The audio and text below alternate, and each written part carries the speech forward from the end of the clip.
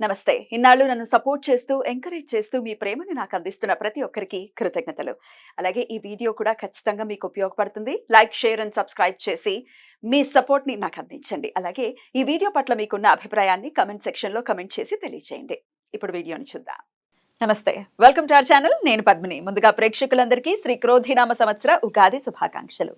ఉగాది అంటేనే ప్రథమంగా మనకు గుర్తొచ్చేటటువంటి అంశం పంచాంగ శ్రవణం. ఖచ్చితంగా పంచాంగ శ్రవణం చేస్తాము. అలాగే ఈ సంవత్సరం పాటు అంటే ఈ ఉగాది నుంచి వచ్చే ఉగాది వరకు కూడా గ్రహచారం ఎలా ఉంది, గ్రహాలు ఇచ్చేటటువంటి ఫలితాలు ద్వాదశ రాశుల వాళ్ళకి ఎలా ఉంది అనేది ఖచ్చితంగా తెలుసుకునేటటువంటి ప్రయత్నం చేస్తాము. ఒకవేళ ప్రతికూల ఫలితాలని ఇస్తున్నట్టయితే ఖచ్చితంగా తీసుకోవాల్సినటువంటి జాగ్రత్తలు తీసుకుంటూ దైవారాధనని ప్రత్యేకంగా చేసుకుని స్మార్ట్ వేలో వచ్చేటటువంటి కష్టాల నుంచి బయటపడే ప్రయత్నం ఖచ్చితంగా చేస్తాము. మరి ఈ రోజు కూడా మనకి క్రోధినామ సంవత్సర ఫలితాలని అందించడానికి మనతో పాటు ఇద్దరు ఆధ్యాత్మికవేత్తలు సిద్ధంగా ఉన్నారు. ఒకరు లలిత ఉపాసకులు, వాస్తు జ్యోతిష పండితులు బ్రహ్మశ్రీ నానాజీ పట్నాయక్ గారు, అలాగే సూర్య ఉపాసకులు విక్రమాదిత్య గారు. మరి వీరిద్దరూ కూడా ఒకరు ద్వాదశ రాశులకి కూడా గ్రహచారం ఎట్లాంటి రిజల్ట్స్ ఇస్తోంది అనేది తెలియజేయబోతున్నారు. అలాగే మనకున్నటువంటి వెజిటబుల్ థెరపీని ఆధారంగా చేసుకుని కూరగాయలతో ఎట్లా మనకు వచ్చేటటువంటి సమస్యల నుంచి అధిగమించవచ్చు అనేది విక్రమాదిత్య గారు తెలియజేస్తారు. మరి కార్యక్రమాన్ని మొదలు పెడదాం. ముందుగా ఇద్దరికి నమస్కారం అండి. ముందుగా మీ ఇద్దరికి క్రోధినామ సంవత్సర ఉగాది శుభాకాంక్షలు. మన ప్రేక్షకులందరికీ కూడా క్రోధినామ ఉగాది శుభాకాంక్షలు. అయితే ఈ సంవత్సరం క్రోధినామ సంవత్సరం అయినందుకు ఎటువంటి బ్యాడ్ ఎఫెక్ట్స్ కలగకుండా ఉండాలి, అందరికీ శుభం కలగాలని మనస్ఫూర్తి కోరుకుంటున్నాను. మీ విషెస్ కూడా సౌర కుటుంబ సభ్యులందరికీ కూడా క్రోధినామ సంవత్సర ఉగాది శుభాకాంక్షలు. అందరూ కూడా ఆయురారోగ్యాలతో అష్టైశ్వర్యాలతో సూర్యనారాయణమూర్తి పరిపూర్ణమైనటువంటి అనుగ్రహంతో హాయిగా ఆనందంగా జీవించాలని మనస్ఫూర్తిగా కోరుకుంటూ, అంటే ఇక్కడ క్రోధినామ సంవత్సరం అంటే తన కోపమే తన శత్రువు కాబట్టి అందరం కూడా దాన్ని అదుపులో ఉంచుకోగలిగితే ఈ సంవత్సరం అందరికీ శుభదాయకంగా అవుతుందని మనసా వాచా కర్మేణ ఆశిస్తున్నాను. Thank you so very much. Last time కూడా మీ ఇద్దరు కాంబినేషన్ లో చేయటం జరిగింది శోభకృత్ నామ సంవత్సరం. అయితే శోభకృత్ నామ సంవత్సరం మనందరికీ తెలిసిందే ఎంత శోభాయమానంగా సంవత్సరం మొత్తం వెళ్ళిందో. ఎందుకంటే రామచంద్ర ప్రభుకి అక్కడ ఆయన ఇంటికి ఆయన తిరిగి వచ్చేసినటువంటి సందర్భం ఉంది. శోభకృత్ నామ సంవత్సరం నిజంగానే అద్భుతమైనటువంటి నామ సంవత్సరం. అయితే ఈ పేరు చూస్తే ఒకంత వెన్నులో నుంచి ఒక వణుకు పుడుతోందా అని అనిపిస్తోంది. ఎందుకంటే ఈ క్రోధం ఉండకూడదనే కదా, క్రోధాన్ని ఖచ్చితంగా జయించాలి కదా. మరి ఇదేమన్నా ఈ సంవత్సరం ఆ నామానికి ఏమైనా సార్థకత ఏమైనా చేసుకుంటుందా sir? What is your opinion? ఖచ్చితంగా. ఎందుకంటే మనం జనవరిలో న్యూ ఇయర్ ఫలితాలు చెప్పేటప్పుడే ఫిబ్రవరి నుంచి ఇక్కడ మనం ప్లానటరీ పొజిషన్స్ కూడా వేసింది. అందుకే ఈ కుజుడు అంటే గొడవలకు కారకుడు, రవి అంటే అధికారానికి కారకుడు, వీళ్ళిద్దరికీ శత్రుగ్రహాలు అంటారు వీటిని. అంటే వీళ్ళిద్దరు నిజంగా శత్రువులను కాదు, different energies, fiery energy, cold energy. రెండు దగ్గర ఉంటే ఎలా ఉంటుంది? ఇప్పుడు చూడండి, మనం ఏదైనా పెనం మీద వాటర్ వేసాము, చిర్రమంటుంది. అలా ఈ డిఫరెంట్ ఎనర్జీస్ కలయిక వల్ల ప్రకృతిలోని లోకాల్లో అంటే భూమి మీద నివసించేటువంటి జంతువుల మీద కావచ్చు, లేకపోతే మనుషుల మీద కావచ్చు, అధికారుల మీద కావచ్చు, దాని ప్రభావం ఉంటుందనే భావనతోనే ఏమండి ఇక్కడికి ఇది ఫిబ్రవరిలో ఎంటర్ అవుతుంది. ఫిబ్రవరి, మార్చ్, ఏప్రిల్ ఈ కాంబినేషన్ మే వరకు ఉంటాయి ఈ కాంబినేషన్స్. కాబట్టి ఫిబ్రవరి నుంచి గొడవలు అని చెప్పుకున్నాం, చాలా గొడవలు జరుగుతున్నాయి. మీరు బయట చూసినట్లయితే యుద్ధ వైఖరి పెరుగుతుంది. ఎందుకంటే క్రోధినామ సంవత్సరానికి అధిపతి కుజుడు. ప్రధానంగా యుద్ధం చేయాలి అంటే ఒక విషయం ఏదైనా మనకి ఇప్పుడు ఒక విషయం జరిగినప్పుడు మాట్లాడుకోవచ్చు, గొడవ పెట్టుకోవచ్చు. కానీ క్రోధినామ సంవత్సరానికి ఉన్నటువంటి కుజుడు అధిపతి అయినందుకు గొడవకే ఫస్ట్ ప్రయారిటీ ఇస్తారు, ప్రయారిటీ ఇస్తారు. ఎగ్జాక్ట్లీ. మీరు గమనించినట్లయితే చూడండి, ఇక్కడ ఇప్పుడు అంటే శుక్రుడు మనం ఇక్కడ వేసాం, బట్ ఇక్కడ తిరుగుతాడు, సంవత్సరం మొత్తంలో మారిపోతుంటాడని మనం వేయలేదు. పర్టికులర్గా మనం కుజుడిని, రవిని ఎందుకు వేసామంటే ఈ కలయిక ఉందని. అందుకే ఫిబ్రవరి నుంచి ఇప్పుడు జల ప్రదేశాల్లో హైజాక్లు అవ్వడం కానీ, లేకపోతే మనకి చూడండి బుధుడు మొన్న ఇక్కడ నిలిచిపడ్డప్పుడు కూడా గమనించినట్లయితే స్కామ్, దాని ఏమంటారు, షేర్ రిలేటెడ్ సంబంధించిన స్కామ్స్ అవ్వడం కానీ, షేర్స్ కారకుడు బుధుడు కదా. అందుకని ఏంటంటే అధికారులు మనం అసలు ఊహించినటువంటి మార్పులు ఇంకా చాలా ఉన్నాయి.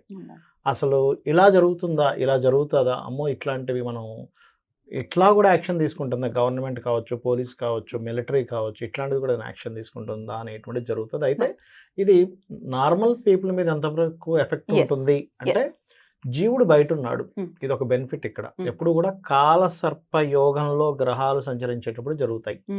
అయితే ఇందులో యాజ్ పర్ నాడీ ఆస్ట్రాలజీ పరంగా జీవుడు అంటారు గురువుని. బయట ఉన్నందుకు కొంచెం జనాలు దానిలో నుంచి బయటకు వస్తుంటారు. Okay. ఈ గురువు కూడా లోపల ఉన్నాడు అనుకోండి. మనకి last time 3.5 years back Covid వచ్చింది.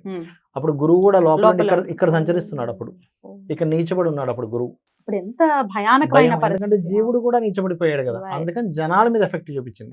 ఇప్పుడు ఏంటంటే దేశాల మీద, అధికారుల మీద, యుద్ధ సంబంధించిన వాటి మీద, దీని మీద ఎక్కువ ఎఫెక్ట్ ఉంటుంది. Right. జనాలు కొంచెం దాని నుంచి బయటపడతారు. Right. కాకపోతే ఇక్కడ నేను చెప్పేది ఏంటంటే ఈ కాంబినేషన్ ఉన్నప్పుడు సహజంగా ఎక్కడైనా ఇరుక్కొని ఏ బాంబు పేలుల్లో ఇట్లాంటివి ఇరుక్కోకుండా ఉండాలంటే అమ్మవారిని తలుచుకోవడము, లేకపోతే సూర్యుల్లోనే అమ్మవారిని చూసుకుంటూ చేయడము, చండీ పారాయణం చేయడము, ఏదైనా ఒక శక్తి దేవత ఆలయాలు, ఆంజనేయ స్వామి టెంపుల్కి వెళ్ళడం, లేకపోతే సుబ్రహ్మణ్యేశ్వర స్వామి ఆలయానికి వెళ్ళడం చేయడం ద్వారా ఈ యొక్క పరిస్థితి నుంచి బయటపడతారు. తప్పకుండా సరే. ఇది అయితే కామన్ పీపుల్ కి ఎట్లాంటి రిజల్ట్స్ ఇస్తుంది అనేది మన మెయిన్ మోటో కూడా ఈ ప్రోగ్రామ్ చేయడానికి. ఎగ్జాక్ట్లీ. సో ఒక్కొక్క రాశి వైజ్ గా కూడా ఒకసారి మాట్లాడుకుందాం. అంతకన్నా ముందు క్రోధినామ సంవత్సరం మరి పేరు భయానకంగా ఉంది, అది డెఫినెట్ గా సార్థకం చేసుకుంటుంది అని అంటున్నారు. కాబట్టి వాట్ ఈస్ యువర్ ఒపీనియన్? ఆయన చెప్పినట్టు కుజుడు యొక్క ప్రభావం అధికంగా ఉంటుంది కాబట్టి కుజుడు అగ్ని నక్షత్రంగా తీసుకుని మేషాన్ని అగ్ని రాశిగా తీసుకున్నప్పుడు వృచ్చికం కూడా అంతే కదా సార్. ఆ వృచ్చికం కూడా వృచ్చిక మేషాలకు అగ్ని జల రెండు కలయి కాంబినేషన్. ఇది ప్రధానంగా అంటే మనలో ఉండేటువంటి అగ్నితత్వాన్ని పెంచుతూ ఉంటుంది. దాన్ని శాంతింపజేసుకోవడానికి కుజుడికి ప్రధానంగా ఉన్నటువంటి కూరగాయలు మనం ప్రధానంగా తీసుకునేది బూడిద గుమ్మడికాయ గురించి మాట్లాడుతూ ఉంటాం. అంటే కడుపు మంట, కడుపులో మంట, ఇవి రెండు కూడా అగ్రెసివ్ అయ్యే అవకాశం ఉంటుంది. అంటే తన కోపమే తన శత్రువు అంటారు. క్రోధినామ సంవత్సరంలో విపరీతమైనటువంటి కోపతాపాలకి అవకాశం ఎక్కువగా ఉంటుంది కుజుడు ప్రధానంగా తీసుకోవడం. ఇప్పుడు మనం ఈ ఎపిసోడ్ మంగళవారం చేస్తున్నాం, మనకి క్రోధినామ సంవత్సరం కూడా మంగళవారం వస్తుంది. కుజుడు ఆధిపత్యం తీసుకోవడానికి ఇది కారణం అవుతుంది. అంటే సిమ్టమ్స్ నేచర్ మనకి చెప్తుంది, కొంచెం జాగ్రత్తగా ఉండండి. అంటే ఇప్పుడు మనం ఆ అగ్నిని తట్టుకోవాలంటే వరుణ దేవుడిని ఆశ్రయించాలి, అంటే చల్లదనాన్ని మనకి తీసుకోవాలి. అందులో గుమ్మడికాయ, బూడిద గుమ్మడికాయకు ఉన్నటువంటి తత్వం అగ్నితత్వం అయినా అది ఉష్ణైన శీతలం అంటారు. వేడితో సమింపై ఆవిరై వర్షంగా కురుస్తుంది. అందుకని ఇక్కడ మనం బూడిద గుమ్మడికాయని, బీరకాయ అంటే మనకి డయాబెటీస్ వ్యాధి పెరిగే అవకాశం ఎక్కువ ఉంది. అలాగే గ్యాస్ట్రిక్ ఎసిడిటీ సమస్యలు విపరీతంగా ఇబ్బంది పెట్టే పరిస్థితుల్లోనే ఆ గొడవ తత్వం వల్ల, అరవటం వల్ల, ఇప్పుడు మీరు ఒక పెద్ద గొడవ జరిగింది, ఆ గొడవ అయిపోయిన వెంటనే మనం భోజనానికి కూర్చుంటే ఆకలేదు, చచ్చిపోతుంది కదా, ఆకలి చచ్చిపోతుంది. అన్ని ఫీలింగ్స్ చచ్చిపోయి ఉంటాయి. అందుకని ఏంటంటే సందర్భానుసారం మనం గుర్తించాల్సింది అవసరం ఎంత ఉంది అని గుర్తించుకోవాలి.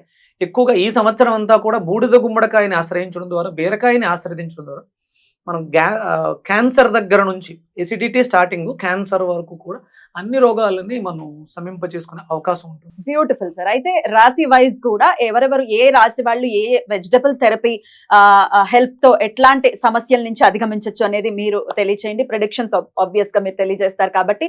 సో కామన్ గా అయితే బూడిద గుమ్మడికాయని, బీరకాయని ఆశ్రయించమని మీరు చెప్తూ ఉన్నారు ఆరోగ్య రీత్యా.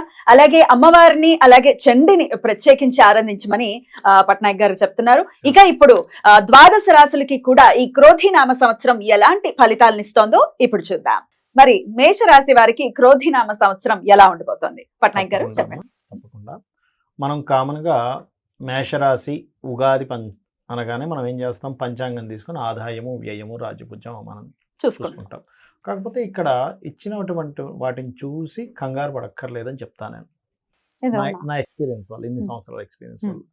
ఇక్కడ మనకి మేషరాశిది మనం ముందుగా చూసుకున్నట్లయితే 8, 14, 4, 3గా ఉంది. అంటే 8 ఆదాయము, వ్యయం 14. అంటే ఒక 8 లక్షలు సంపాదించాడు సంవత్సరం మొత్తం కలిపి, 14 లక్షలు ఖర్చా అని అనిపిస్తూ ఉంది. అలాగే రాజ్యభుజ్యం అవమానం అంటే మనల్ని మెచ్చుకునే వాళ్ళ సంఖ్య 4 అయితే, మనల్ని ప్రతి దాంట్లో ఒక తప్పు చూపించే వాళ్ళ సంఖ్య ఒక 3 ఉంటారు అనుకుందాం ఉదాహరణకి.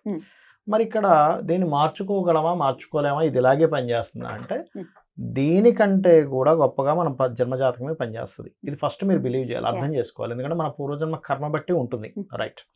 మరి దీన్ని ఏమైనా మనం సెట్ చేసుకోవచ్చా అంటే ఖచ్చితంగా సెట్ చేసుకోవచ్చు. ఇప్పుడు మేషం ఉంది, మేషం వారికి ఆదాయాన్ని ఇచ్చేవాడు 2వ అధిపతి అవుతారు. కాబట్టి ఈ 2లోకి గురువు వెళ్తున్నాడు. అయితే 12వ అధిపతి 2లోకి వెళ్తున్నందుకు ఖర్చులు అని చెప్తుంటాడు. అయితే ఇక్కడ 12వ అధిపతి 2లోకి వెళ్తున్నప్పుడు ఆన్లైన్ త్రూగా కానీ విదేశీ ధన యోగాన్ని కూడా ఇస్తాడు. అంటే వీళ్ళ యొక్క ఖర్చును ఎలాగా తగ్గించుకునేది చేసుకుంటారు, కానీ ఆదాయం ఎలా పెంచుకోవాలి అంటే విదేశీ సంబంధం లేదా ఆన్లైన్ త్రూగా ఆదాయాన్ని పెంచుకోవడము, దక్షిణామూర్తి యొక్క స్తోత్ర పఠనము లేదా అమ్మవారి యొక్క నామస్మరణ ప్రత్యేకంగా. ఇక్కడ ఆదాయం గురించి మనం మాట్లాడుకున్నాం కాబట్టి పర్టికులర్గా లలితా సహస్రనామాల్లో నవవిద్రుమ బింబశ్రీ ఞక్కారి రదనచ్చదాయ నమః అనేటువంటి నామం కనుక చేసుకున్నట్లయితే బాగుంటుంది. అదేవిధంగా ఇప్పుడు మనకి చూడండి రాజపూజ్యం అవమానం గురించి మాట్లాడుకున్నాం. రాజపూజ్యం ఏమో 4, అవమానం 3 ఉంది కాబట్టి పర్లేదు. కాకపోతే కొంచెం అవమానించే వాళ్ళ సంఖ్య తగ్గించుకోవాలంటే ఈ మేషం వారు ఏంటంటే కాస్త విష్ణు సహస్రనామాల్లో ఓం మాధవాయ నమః, ఓం మధుసూదనాయ నమః ఖచ్చితంగా వీళ్ళకి ఈ ప్రభావం తగ్గిస్తుంది.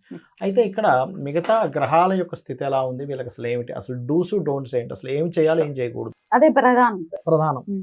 ఎప్పుడైనా మేషలగ్నం వాళ్ళు గుర్తుపెట్టుకోండి, మేషంలో ఒక వ్యక్తి జన్మించాడు అంటే అతను ఎందులో ఇరుక్కుంటాడు లైఫ్లో మెయిన్గా అంటే ఒకరికి అప్పు ఇవ్వడం ద్వారా ఇరుక్కుంటాడు వ్యక్తి. ఎవరి దగ్గర నుంచి అప్పు తీసుకోవడం లేదా అప్పు ఇవ్వడం ద్వారా. బికాస్ ఆఫ్ పూర్వజన్మ కర్మంతా 6th హౌస్ బుధుడు రూల్ చేస్తూ ఉంటాడు. ఈ పర్టికులర్ ఇయర్లో మేషం నుంచి 6th హౌస్లో కేతు ఉన్నాడు అంటే ఇంకా ఇరుక్కునే ఛాన్సెస్ ఎక్కువగా ఉంటాయి. అందుకని పొరపాటును కూడా ఎంత అవసరం వచ్చినా అప్పు ఇవ్వకండి, తీసుకోకండి, ఇంకా తప్పదు అనుకునే తప్ప. కానీ కొంతమందికి ఇదే పని ఉంటుంది, చిట్ ఫండే నడుపుతారు, అప్పుడు తప్పదు కదా. అప్పుడు ఏం చేయాలి అంటే విష్ణు సహస్రనామాలు, గణపతి ఆరాధన చేస్తే అందులో ఇరుక్కోకుండా ఉంటాడు మనిషి. ఇది గుర్తుపెట్టుకోండి ఒకటి. రెండవది ఏమిటి అంటే ఇక్కడ డూస్ అండ్ డోంట్స్లో మధ్యవర్తిత్వంగా ఉండేటువంటి విషయాలు ఒకటి, అప్పులు ఒకటి, ఈ రెండు అయిపోయిన తర్వాత వీరికి పర్టికులర్గా ఈ 2వ స్థానంలో గురువు ఉన్నందుకు ఈ 12వ అధిపతి, ఇందాక మనం ఖర్చుల గురించి మాట్లాడుకున్నాం కదా, కాబట్టి ఇన్వెస్ట్మెంట్స్ చేసేటప్పుడు బయట దేశాల్లో ఇన్వెస్ట్మెంట్స్ ఈజ్ గుడ్, ఎందుకంటే 12వ స్థానంలో రాహు ఉన్నాడు కాబట్టి. బట్ ఇక్కడ లోకల్గా ఇన్వెస్ట్మెంట్ చేసేటప్పుడు మాత్రం కాస్త చూసి చేయాలి. లేనట్లయితే ఏమవుతుందంటే వీళ్ళు ఎందులో ఇన్వెస్ట్మెంట్ చేశారు, అది అయ్యో ఇప్పుడు అనవసరంగా ఎక్కువ పెట్టి ఇన్వెస్ట్మెంట్ చేశామే, అనవసరంగా ఎక్కువ పెట్టామనేటువంటిది వస్తుంది కరెక్ట్గా రీసెర్చ్ చేసి చేయకపోతే. ఇది గుర్తుపెట్టుకోండి. మరి వీళ్ళకి కలిసి వచ్చేవి ఏమిటి అనేటువంటిది తెలుసుకుంటే కనుక ఒకటి, మే వరకు ఇక్కడే ఉంటాడు గురువు, మే తర్వాత ఇటు మారుతాడు, మరలా వక్రిస్తాడు గురువు. ఎప్పుడు వక్రిస్తాడు అంటే ఇట్స్ వెరీ క్లియర్, మనకి ఈ రవి ఇక్కడ సంచరించేటప్పుడు వక్రిస్తాడు. అంటే September, middle of the September నుంచి ఫిబ్రవరి వరకు మళ్ళీ వక్రగతిలో ఉంటాడు. అంటే వక్రగతిలో ఎందుకు మాట్లాడుకుంటున్నాము, ఇక్కడ ఉన్నప్పుడు ఎందుకు మాట్లాడుకుంటున్నాం అంటే వివాహం, వీళ్ళు కనుక వివాహం కానీ పార్ట్నర్షిప్స్ కానీ మే లోపల చేసుకుంటే మంచిది. మే తర్వాత ఒక బెనిఫిట్ ఇస్తాడు ఇక్కడ. ఏమిటది అంటే యాన్సిస్టర్స్ ప్రాపర్టీస్ మూలంగా ధనం రావడము, లేకపోతే రీసెర్చెస్ మూలంగా డబ్బులు రావడము, ఇట్లాంటి వాటి మూలంగా ధనయోగాన్ని ఇస్తాడు ఇక్కడ గురువు. ఓకే, ఇది గురువు మారాక మరలా వక్రించినప్పుడే వివాహ సంబంధించిన వాటి జోలికి వెళ్ళాలి అనేటువంటి చూపిస్తుంది. సెప్టెంబర్ తర్వాత వివాహం వెళ్ళాలి. ఇక రాహు ఇక్కడ ఉన్నందుకు విదేశీ యోగాన్ని ఇస్తాడు. అంటే వీళ్ళు ఏదైనా ఒక అవకాశం వచ్చింది, చాలామంది సంశయిస్తూ ఉంటారు, నేను వెళ్ళనా వద్దా, నాకు ఈ అవకాశం వచ్చింది బట్ వెళ్తే మంచిదా వెళ్ళకపోతే మంచిదా అని. మేషం వారు సంశయించాల్సిన అవసరం లేదు అని చెప్తుంది, వెళ్ళిపోవచ్చు. Because of Rahu is in 12th house, అక్కడే ఉంటాడు, 12వ స్థానంలో 1 year వరకు అక్కడే ఉంటాడు, నెక్స్ట్ మే వరకు అక్కడే ఉంటాడు. కాబట్టి నో నీడ్ టు వరీ, హ్యాపీగా ఇంకో 1 year 1 month ఉంటున్నాడు కాబట్టి ఏమీ సంశయించాల్సిన అవసరం లేదు. మరి లాభంలో శని ఉన్నందుకు ఏమిటి అంటే మీరు పాస్ట్ లైఫ్లో చేసినటువంటిది ఏదైతే కర్మ ఉందో అది లాభాన్ని ఇచ్చేటువంటి సంవత్సరం ఇది మీకు. మేషం వారు పుణ్యకర్మ అవగతంలోకి వస్తుంది. అంటే నేను ఒక వర్క్ చేస్తున్నాను, ఎంతవరకు ఫలితం వస్తుంది అంటే వస్తుందని చెప్తుంది సాటర్న్. సో ఈ 3 పర్టికులర్గా బిజినెస్ రిలేటెడ్ ఇష్యూస్లోని బాగుంటుంది అని చెప్పొచ్చు. సో అయితే ఇక్కడ మరి వీళ్ళు ఆరోగ్య సంబంధించినటువంటి విషయాలు కనుక చూసుకుంటే కేతు ఉన్నాడు కాబట్టి 6th హౌస్లో కొంచెం nerve related, skin related, indigestion related సంబంధించిన విషయాలు కొంచెం చూసుకోవాలి. అయితే వీళ్ళకి ఒక విషయం ఏంటంటే లాభంలో శని ఉన్నప్పుడు, లగ్నంలో గురువుని ముందుకు వెళ్తున్నప్పుడు ఇక్కడ పెద్ద అనారోగ్య సమస్యలు పెద్దగా ఏమి ఇవ్వడు, కాకపోతే స్కిన్ అండ్ నర్వ్ రిలేటెడ్ ఒకటి చూసుకుంటే సరిపోతుంది. ఉద్యోగంలో అయితే ఇంప్రూవ్మెంట్స్ బాగానే ఉంటాయి, విదేశాలకు వెళ్ళేటువంటి అవకాశాలు అయితే బాగున్నాయని మనం చెప్పుకున్నాం ఆల్రెడీ. సో చెయ్యకూడని పనులు కూడా ఒకసారి చెప్పేసాను. డోంట్స్ స్టార్టింగ్ ఆల్రెడీ చెప్పాను, అప్పు ఇవ్వకూడదు అనేటువంటి చెప్పాను. అయితే ఇంకొకటి, మే లోపలే గృహం కొనుక్కోవాలి, మే దాటితే కొనకండి, మళ్ళీ గురువు వక్రించాకే కొనాలి వీళ్ళు. బికాస్ ఆఫ్ గృహయోగం మేషం వారికి మే లోపలే ఉంది, మే దాటితే మళ్ళీ September, middle of the September నుంచే ఇస్తుంది ఇక్కడ గృహయోగం, అదర్వైజ్ మళ్ళీ అక్కడే పోతుంది. ఇది మెయిన్ గా గుర్తుపెట్టుకోవాలి. Beautiful sir. సో గణపతి ఆరాధన, విష్ణు ఆరాధన ప్రత్యేకించి చెప్తున్నారు. అండ్ సహజంగానే మేషం వారికి ఏంటంటే సూర్య ఆరాధన బ్రహ్మాండంగా పనిచేస్తుంది. 5th లార్డ్ కదా, ఉపాసనా కారకుడు, అందుకని. బ్యూటిఫుల్. ఏమండో విన్నారా? మీరు మేషమా? కాదు, ఇప్పుడు మీరు చెప్పినప్పుడల్లా విదేశం అనగానే ఆవిడ చూసింది, అలాగే పూర్వపుణ్య స్థానం అనగానే నన్ను చూసింది. ఓ, మీరు చెప్పడం ఆవిడ నన్ను చూడటమే జరుగుతుంది. అంటే మేషం అనేది నాకు తెలియదు మీరు మేషం అని. మేషరాశి మేషరాశి. అశ్విని నక్షత్ర జాతకులు ఆయన. అయితే ఇక్కడ ఇంకొకటి కూడా చెప్పాలి మర్చిపోయాను. ఉమ్. ఈ గురువు ఇక్కడ ఉన్నప్పుడు ఏంటంటే సర్వసాధారణంగా మేషం వారికి ఏంటంటే ఉమ్. ఈ గురువు ఇక్కడ చూసినప్పుడు కొత్త ఉపాసనలు చేసుకోవడానికి కానీ ఇక్కడ చూస్తున్నప్పుడు అంటే మే లోపల ఏదైనా సంతానం సంబంధించినవి ఇస్తాడు, లేదా అంటే ఎవరైనా సంతానం కోసం ప్రయత్నం చేస్తే, లేదా సెప్టెంబర్ మిడిల్ నుంచి ఇస్తాడు మళ్ళీ, ఎందుకంటే గురు దృష్టి ఉన్నందుకు. సో ఓవరాల్ గా మేషరాశి వాళ్ళకైతే చక్కటి ఇయర్ గానే కన్సిడర్ చేయొచ్చు అవును సార్. సో సార్ చెప్పండి, ఎలా అనిపించింది ప్రెడిక్షన్, అలాగే ఏం జాగ్రత్తలు తీసుకోవాలి? అద్భుతంగా చెప్పారు ప్రెడిక్షన్స్. అంటే ఇప్పుడు మాట్లాడేటప్పుడు కూడా మనం కూడా ఆయన్ని వింటూ ఉంటాం. నాకు చాలా మంది చెప్తూ ఉంటారు, మీరిద్దరు కలిసి చేస్తుంటారు కదా సార్, చాలా బాగా చెప్తారు, అడగండి అని చెప్పినట్టు. మనకి కేతు షష్టమ స్థానం 6 ఇంట్లో కేతు, అది ఆయన అంటే జ్యోతిష్ శాస్త్ర ప్రకారం కేతు ఎక్కడ ఉంటే అక్కడ చర్మ సంబంధమైనటువంటి సమస్యలు ఇబ్బందులు. ఇవి చెప్తూ అందులో ఉంటారు ముఖ్యంగా కాబట్టి. బుధరాశుల్లో ఉన్నప్పుడు అది ఇంకా ఎక్కువ అంటే మిథునంలో ఉన్నప్పుడు ఒకలా ఉంటుంది, ఇక్కడ కేతు 6 ఇంట్లో ఉన్నాడు కాబట్టి ఇది లివర్ మీద అధికమైనటువంటి ప్రభావాన్ని చూపిస్తుంది. అంటే తన కోపమే తన శత్రువు అంటే లివర్ డ్యామేజ్ అయ్యే అవకాశం దీని మీద ప్రభావం ఎక్కువగా ఉంటుంది. కాబట్టి ప్రధానంగా మేషరాశి మేష లగ్నం వాళ్ళు బూడిద గుమ్మడికాయని తీసుకోవడం వల్ల ఆయన డైజెస్ట్ అంటే మనకి ఇండైజెషన్ ప్రాబ్లమ్స్ ఉంటాయి అన్నారు. గ్యాస్ట్రిక్ సమస్యలు, బెయిల్రూబిన్ లివర్ కి సంబంధించిన సమస్యలు అధికంగా ఉంటాయి. కాబట్టి బూడిద గుమ్మడికాయని దొండకాయని విరివిగా తీసుకోవడం చాలా ఉత్తమం. రైట్, ఎట్లా తీసుకోమంటారు? బుడద గుమ్మడికాయ 200 గ్రాములు, ఒక 100 గ్రాములు దొండకాయలు, ఒక 6 తమలపాకులు, 3 మిక్సీలో వాటర్ పోసి జ్యూస్ చేసిన తర్వాత వడకట్టేసి మిరియాల పొడి వేసుకుని రెగ్యులర్ గా మనం పొద్దున్నే తాగమంటారా? ఉదయం అరగడుపున ఏమి తినక ముందు తాగితే ఈ క్రోధినామ సంవత్సరంలో అనవసరమైనటువంటి కోపతాపాలకు పోకుండా మనల్ని మనం కంట్రోల్లో ఉంచుకోవడం వల్ల, అంటే మనం అరవటం వల్ల గొడవలు పెట్టుకోవడం వల్ల లాభ నష్టాలు పక్కన పెడితే ముందు నష్టం ఎక్కువ ఉంటుంది. తన కోపం తన శత్రువు అనడానికి ప్రధానమైనటువంటి నష్టమే ఉంటుంది. అది మనం సానుకూలంగా ఆలోచించి మన ఆరోగ్యాన్ని ఎందుకు పాడు చేసుకోవడం వల్ల జరిగేది ఎదురుగా జరుగుతూ ఉంటుంది.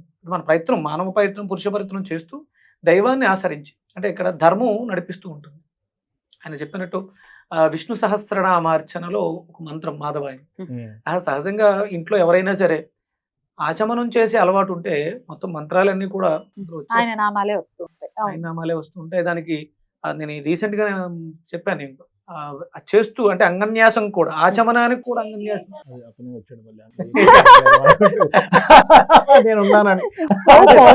అంటే ఇది ఆపొద్దు చెప్పు, నేను ఆపేద్దాం అనుకున్నాను, అన్ని ఎందుకులే చెప్పాను. ఆచమనం కేశవాయ స్వాహ, నారాయణ స్వాహ, మాధవాయ స్వాహ, గోవిందాయ నమఃకి మనం నీళ్లు విడిచిపెడతాం. ఆ తర్వాత విష్ణవే నమః, మధుసూదనాయ నమః, త్రివిక్రమాయ నమః, మళ్ళీ నీళ్లు విడిచిపెడతాం. వామనాయ నమః, గోవిందాయ నమః, ఋషికేశాయ నమః, కుడితోడ ఋషికేశాయ నమః, పద్మనాభాయ నమః, దామోదరాయ నమః, సంఘర్షాయ నమః, వాసుదేవాయ నమః, ప్రద్యుమ్నాయ నమః, అనిరుద్ధాయ నమః, పురుషోత్తమాయ నమః, అధోక్షజాయ నమః, నారసింహాయ నమః, అచ్యుతాయ నమః, జనార్దనాయ నమః, ఉపేంద్రాయ నమః, హరియే నమః, శ్రీకృష్ణాయ నమః. మనం అక్కడ మళ్ళీ చేతిలో నీళ్లు తీసుకుంటాం. అంటే మన శాస్త్రం మనం ఇవన్నీ అంటే మన శరీరంలో ఉన్నటువంటి అంగాలన్నింటినీ కూడా కేవలం నోటితో తీసుకున్నటువంటి జలం లోపల ఈ మంత్రాలతో పునీతమై మనల్ని సుభిక్షుల్ని చేస్తుంది అనడానికి హిందూ ధర్మ శాస్త్రం ఒక్కటే ప్రతీకం. ఇంకెంతకన్నా ఏముంది మనం పొద్దుటే చేసే పనుల్లో ఆచమన మంత్రం మన శరీరాన్ని శుద్ధి చేస్తూ ఆత్మని శరీరాన్ని ఏకం చేస్తూ తీసుకెళ్తూ ఉంటుంది. ప్రతినిత్యం అలా చేసుకునే అలవాటు ఉన్న వాళ్ళు ఖచ్చితంగా చేసుకోవాలి. అసలు అయితే పూజ చేసినప్పుడు ఆచమనం చేయకుండా పూజ ఏంటి, ప్రతి ఒక్కరు ఖచ్చితంగా చెయ్యాలి. అందుకని పూజకు ముందు ఫలశ్రుతి కాదు, ప్రారంభమే కరెక్ట్. అది మనకి శృతి ఇవ్వడం జరిగింది కాబట్టి మనం కంపల్సరీ ఇది నేర్చుకోవాలి అందరూ. అయితే ప్రత్యేకించి మేషరాశి వారు సూర్యోపాసన చేయాలి అని చెప్తున్నారు, సూర్యుడిని ప్రత్యేకించి కొలవాలి అని చెప్తూ ఉన్నారు.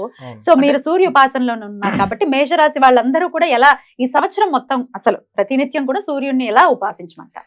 అంటే సహజంగా మనకి ఇచ్చినటువంటి అంటే కష్ట సమయంలో యుద్ధం చేస్తున్నాం, యుద్ధరంగమే అంటే మేషరాశి వాళ్ళు కుజుడు ఆధిపత్యంతో సైన్యాధికారం చేపడుతూ ఉంటారు, యుద్ధరంగాల్లో అధికంగా ఉంటారు, పోలీస్ డిపార్ట్మెంట్, మిలిటరీ వీటిలోనే అధికంగా ఉంటారు. కాబట్టి మేషరాశి వాళ్ళు ఇప్పుడు యుద్ధం చేస్తున్నారు. అందుకనే మనకి తతో యుద్ధ పరిశ్రాంతం సమరే చింతయాస్థితం, యుద్ధం ఉన్నాం కాబట్టి ఆ గురుగారు చెప్పినట్టు పంచమ స్థానం మనం ఏదైతే అనుష్ఠానం ఉంటామో అది ఉండాల్సింది పంచమం కాబట్టి రవిని చెప్పడం జరిగింది. అంటే నేను ఇది మొదలు పెట్టడానికి ముందు నన్ను అందరూ కూడా అంటే నా లగ్నానికి నేను శని వరకు జాతకుని కాబట్టి నువ్వు అసలు సూర్యుడిని ఆరాధించొద్దు అని చెప్పిన వాళ్ళు కూడా ఉన్నారు ప్రబుద్ధులు. నేను ఎప్పుడైతే నేను సూర్యుడిని ఆరాధించడం మొదలు పెట్టాను ఫేమ్ ఎంత అద్భుతంగా వచ్చింది. నిజంగా అంటే స్వామి సంకల్పం అది. నేను ఎవరో చెప్పితే కాదు, ఆయన ఆ స్ఫురణ నాకు ఇవ్వడం ద్వారా ఇది సాధించడం జరిగింది. అందుకని అందరం కూడా రవిని ఆరాధించాలి. ఆ విధి విధానాలతో ఆరాధించుకోవడం అనేది భగవంతుడు మనకి ఇచ్చేటువంటి వరం. ప్రతినిత్యం ఆదిత్య హృదయం చేయమంటారా? ప్రతినిత్యం ఆదిత్య హృదయం కంపల్సరీ చదవాలి. చదవడంతో పాటు ఉపాసన చేస్తున్నాం అంటే దగ్గరగా ఉన్నాం. మనం ఏదైతే దగ్గరగా ఉన్నామో దాన్ని 10 మందికి పంచిపెట్టడం. మా పంచమ స్థానం ప్రేమ కదా, ప్రేమని పంచడం అంటే మేము అందరం కూడా సూర్యోపాసన చేయాలి, సూర్య ఆరాధన చేయాలి, ఆదివారాలు మనం శుభ్రంగా చేయాలి. ఎందుకంటే బ్రిటిషర్స్ మనల్ని వెస్ట్రన్ కంట్రీ వాళ్ళు వచ్చి మనల్ని పాడు చేశారు అని చెప్తున్నాం. మరి బాగు చేసుకోవాలనేది కూడా మనలో కలగాలి కదా. ఆ ప్రేమని పంచిపెట్టాలి. ఏదైతే ఇస్తామో అది 10 అంతలై తిరిగి వస్తుంది. కాబట్టి మనం సూర్య ఆరాధన చేస్తూ దాన్ని 10 మందికి దగ్గరగా తీసుకెళ్లాల్సిన బాధ్యత కూడా నా మీద ఉన్నట్టు అందరు మేషరాశి వాళ్ళ మీద కూడా ఉంది. అద్భుతం, చాలా చక్కగా తెలియజేశారు. అటు ప్రిడిక్షన్స్, అలాగే చేసుకోవాల్సిన ఆరాధనలు, ఆరోగ్య చెప్పారు. శని ప్రభావం లాభం స్థానంలో ఉంది అని. ఉద్యోగం చాలా బాగుంటుంది. బెండకాయ జ్యూస్ తీసుకోవడం ద్వారా అందులో ఇంకొంచెం పరిణితి చెందడానికి అవుతుంది. బెండకాయలని నీళ్ళలో నానబెట్టి నైట్ దాన్ని ఉదయం ఆ నీటిని తీసుకోవడం ద్వారా ఇంకా లాభాలు విరివిగా పొందడానికి అవకాశం ఉంది. బ్యూటిఫుల్. ఇంకొక అద్భుతమైన రెమెడీ కూడా చెప్పేశారు. ఒక విషయం చెప్పండి చెప్తాను, షేర్ చేసుకుంటాను. ఇందాక ఇప్పుడు మనకి ఆదిత్య గారు ఎలా అయితే మన శనివర్గ లగ్నం కాబట్టి మీరు సూర్యుని ఉపాసించకూడదని ఎవరు చెప్పారు అన్నారు కదా, అది పూర్తిగా తప్పు. మీరు చెప్పింది కరెక్ట్. ఎందుకంటే నాది కూడా మకర లగ్నం, సూర్యుడు అష్టమాధిపతి అవుతాడు. అయితే నాకు ఒక 10 days బ్యాక్ గ్యాస్ట్రిక్ ప్రాబ్లం వచ్చింది. 3 రోజులు కడుపు ఉబ్బరం. వెంటనే దానికి రెమెడీ ఏమిటి అంటే ఇందాక ఇతను చెప్పినట్టే చక్కగా ఒక బూడిద గుమ్మడికాయ తీసుకొని జ్యూస్లా చేసి, లేకపోతే గుమ్మడికాయనైనా సరే సూర్య భగవాను ముందు పెట్టి, సూర్య భగవానుల్లో కూష్మాండాదేవి ఉంటుంది. కూష్మాండాదేవి అంటారు. ఓం కూష్మాండాదేవి అయిన మహాన్ ఒక 10 నిమిషాలు మంత్రం చదువుకొని జ్యూస్ తాగితే ఇమీడియట్లీ పోయింది. 3 రోజుల నుంచి 3 నిమిషాల్లో పోయిందా? 3 నిమిషాల్లో పోయింది. కూష్మాండాదేవి ఉంటుంది, కూష్మాండ సూక్తం ఉంటుంది. నవరాత్రుల్లో కూష్మాండ అమ్మవారు ఉంటుంది. సూర్యుడిని చూస్తూ కనుక కూష్మాండ అమ్మవారిని చేస్తే ఎటువంటి హెల్త్ ఇష్యూస్ రావు. సకల దేవతలు ఆయనలో ఉన్నారు అనడానికి ఇంకంతకన్నా ఎగ్జాంపుల్. ఆయనలో ఉన్నటువంటి గణాలు 64 గణాలు సూర్యనారాయణ మూర్తిలో ఉన్నాయి. సకల దేవతా స్వరూపుడు. దేవతలు, యక్షులు, గంధర్వులు అందరూ కూడా ఆయన్ని ఆయనతోటే ఉంటారు. ఆయన వస్తుంటే ఆయనకి ఎదురు నిలబడి ఆరాధిస్తూ ఉంటారు, ఇవన్నీ చేస్తూ ఉంటారు. నువ్వు మనది శని వర్గు కాబట్టి నువ్వు సూర్యుని ఆరాధించడం అనేది అజ్ఞానం అనిపించింది నాకు. ఎవరైతే చెప్పారో ఆయన ఇంకా అక్కడే ఉన్నాడు. ఆయన కడుపు మంట కడుపులో మంట 2 ఉంటాయి. ఆయన అక్కడే ఉన్నాడు. మనం మాత్రం భగవంతుడు ఆరాధన విషయంలో ఉండదు. బీజాక్షరం తీసుకునేటప్పుడు మాత్రం వేరే. మళ్ళీ మీరు అవకాడ చక్రం వేసి మీరు ఏ బీజాక్షరంతో చేయాలి వేరే ఉంటుంది. అదే సూర్యుడిని ఇంకో రక బీజాక్షరంతో చేస్తాం. శ్లోకాలు మనకి ఇవ్వడం అప్పుడు అది పబ్లిక్ గా చెప్పడం జరిగింది. అగస్త్యుల వారు ఆదిత్య హృదయ స్తోత్రాన్ని రాముల వారి పేరుతో మనకి చెప్పడం, పబ్లిక్ గా చెప్పడం జరిగింది. ఇది నిగూఢం బీజాక్షరాలు కాదు మనం చేసేది. కాబట్టి ఇప్పుడు ఆరాధించకపోతే సూర్యుడు చేసేది ఏది మనం తీసుకోకూడదు. ఇంకేది జీవమేది అంటే సూర్యోదయ సమయంలో మనం పడుకుని ఉండాలి, సూర్యాస్తమైన తర్వాత బయటికి రావాలి. జీవితం రివర్స్ అవ్వదు.